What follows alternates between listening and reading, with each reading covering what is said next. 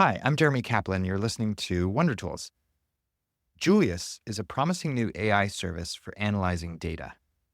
I've been using it to make sense of and visualize my analytics dashboard and find meaning in giant data sets I've been looking at. You can use it for virtually any type of business or scientific data, or simply to categorize survey responses or interpret spreadsheets. I've been using Julius specifically to help me make revenue projections and identify reader retention patterns. It can turn anonymized analytics data into specific actionable observations. Substack, Google Analytics, and other publishing platforms offer limited dashboards for understanding readership trends, and I have neither the budget nor the time to do deep analysis of large data sets without help. So Julius is handy at helping me with insights that I can explore and consider as I'm working on my various projects. I think of it as generating idea leads or maybe data idea seeds. It's remarkably versatile as a platform, although it's still pretty new. With Julius, you can break down a scientific or geographic study, financial data, or anything else. It runs Python code, so you can replicate its analysis. And it draws on the top models from OpenAI and Anthropic for its analysis, but it's tuned specifically for data analysis and data visualization. People are using it for academic research of various kinds to analyze biology experiment results or bioinformatics data sets, for example, or psychology, doctoral thesis data. And people are also using Julius for business data. So Google ad reports, cybersecurity data, product managers, product usage and behavioral data, sales forecasting, that kind of thing. And then finally, for other kinds of data science analysis, like predicting housing prices based on economics data, or clustering customer segments or detecting credit card fraud. So there's a really wide range of ways you can use Julius. And it's different from ChatGPT or other AI services that can do some data analysis in a few ways. First, with Julius, you can upload huge data files up to 8 gigabytes, for example, if you're on a paid account. You can use Python as well as R, which is a special language, a coding language for academic researchers. With Julius, you can also access shared server computing horsepower to a greater extent with Julius. So if you're on a paid account, you can kind of have more powerful, faster analysis for giant data sets. And you can also repeatedly reference data files once you've uploaded them, which is a little easier to do with Julius than with Claude or ChatGPT, unless you've created a custom GPT or a Claude project. It's free for 15 queries a month if you want to explore it, and then it costs $20 a month for 250 queries, although it's half off for academics or students. In terms of privacy, it has a pretty solid privacy policy.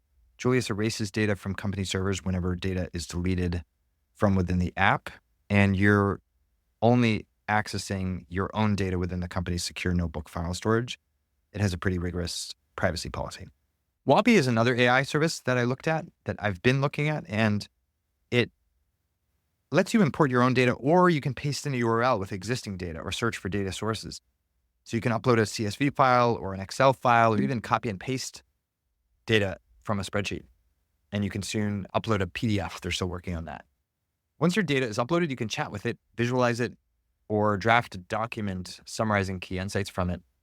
The interface is focused around documents so that you can create standard documents or slide style, landscape style documents. I actually didn't like that aspect of the interface so much. I prefer the Julius interface for exploring data sets. And Wabi feels a little bit rough around the edges for me in my testing so far. But I think it does have a lot of potential as a way to turn raw data into reports. If you're doing repeatedly internal data analysis within an organization and summarizing that data in reports, Wabi can be quite useful for that.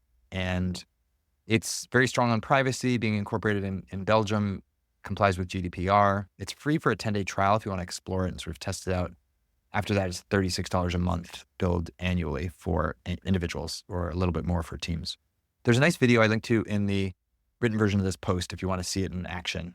For financial data, there's a new platform called Big Data that just launched this week that's really helpful for analyzing market info, pricing data, job analytics, who's hiring, and other financial sources and statistics.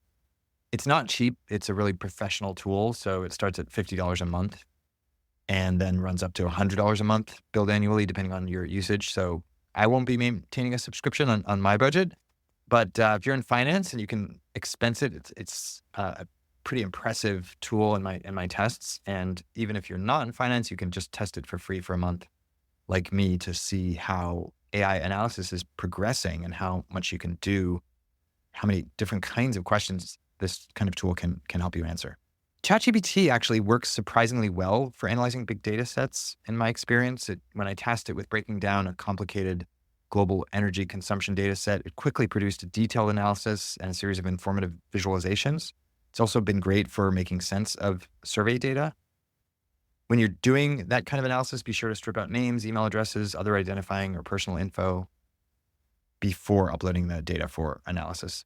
And with ChatGPT, you can actually use a custom GPT called Data Analyst. On the free ChatGPT plan, you'll have limited access to data analysis, though. Claude is another tool I find useful for data analysis.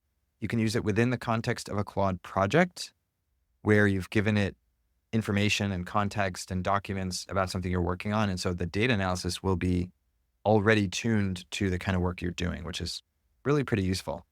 One problem I've had, though, with Claude for data analysis is that it hasn't accepted large data files that I've tried to upload. So it seems to have a smaller window for that than ChatGPT or Julius, for example, or even Perplexity. So Perplexity is known as an AI-enhanced search engine, but it really also functions as a pretty good data analyst as well for data files that you upload. And basically, before typing in a query, or as you type in a query, you can attach a file for it to focus on. So I attached a sample data file, for example, to test it out. And it gave me some really, really useful avenues for research. It provided some really clear analysis, gave me suggested questions to further explore. I found it a really helpful partner in that kind of data analysis process. Finally, some additional data resources that might be useful if you're interested in this subject. Kaggle is terrific as a home for repository for fascinating data sets, from the most popular titles on Netflix, Hulu, and Spotify, which I saw there recently, to environmental, education, and health data. And there's a trending data sets section that's really interesting if you want to pick out some really cool data sets to explore. There's a project called Our World in Data that I really like, which is terrific at showcasing data. And there's a great energy data collection within that, which I recommend. The Pudding is another resource that I recommend, which publishes remarkable visual data essays.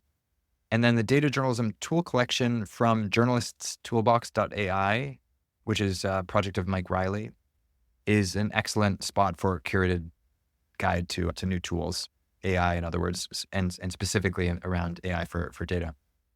Of course, there's data.gov, which allows you free access to more than 300,000 government data sets. And there's a most viewed data sets section that's worth taking a look at to see what other data sets are kind of drawing the most attention from people.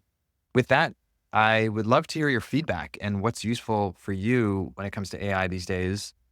You can reach me through the newsletter, wondertools.substack.com, or email me, jeremy@jeremykaplan.com, if you have feedback, or if you've actually listened to this all the way through. I'd love to hear from you because I rarely get feedback on this audio and would love to know that somebody's actually listening to it. And I will reply to you if you send me a note. Thanks for listening, and I hope you enjoy exploring data with AI. It's a really exciting moment that we're in.